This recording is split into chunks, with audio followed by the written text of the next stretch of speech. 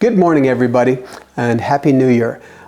Today is actually our last installment in our mini video series on the Sermon on the Mount, specifically on the Beatitudes within the Sermon on the Mount. And today we're going to talk about Matthew chapter 5, verse 10. But before we do that, just wanted to mention a couple of things.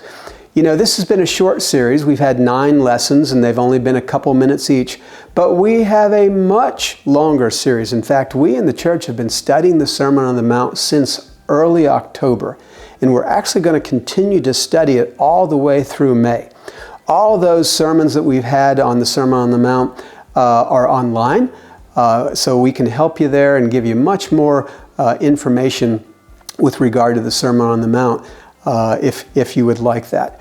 But going to Matthew chapter 5, verse 10, Jesus taught, "Blessed are those who are persecuted because of righteousness, for theirs is the kingdom of heaven." Blessed are those who are persecuted because of righteousness, for theirs is the kingdom of heaven. You know, there's no way around it. Persecution is painful. Enduring pain can be a tough thing. So I want to kind of reframe this a little bit. And I want us to think of Jesus being a suffering servant. In other words, the suffering has a point.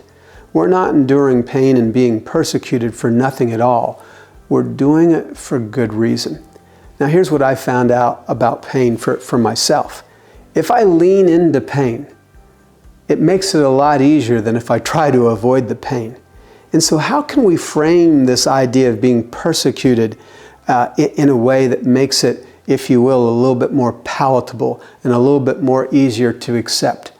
And so I want to give a couple examples on how we can do that. So first of all, I want us to consider the example of Jesus Christ. He sacrificed everything out of his love for us. In John 15, Jesus alluded to his sacrifice on the cross when he said, "Greater love has no one than this, that he lay down his life for his friends."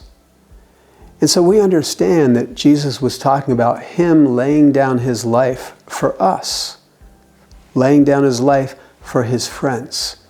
And so I think for us to think of being persecuted is one thing, but I think for us to think of laying down our life for our friends, it really takes a different approach to this idea of being persecuted. You know, we've all sacrificed for somebody other than ourselves.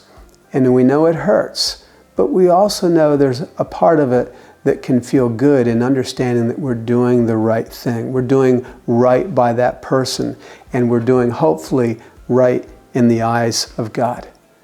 You know, when I really think of the sacrifices of Jesus Christ, I'm so grateful that he didn't shy away from the pain of sacrifice.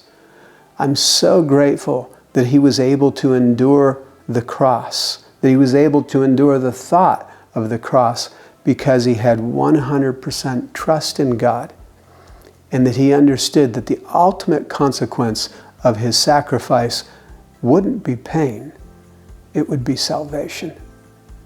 I pray that you take some time today to meditate on that and consider that great suffering and great good have a lot in common. We just want to make sure that we're suffering for righteousness and not suffering needlessly. I hope you have a great day. Happy New Year.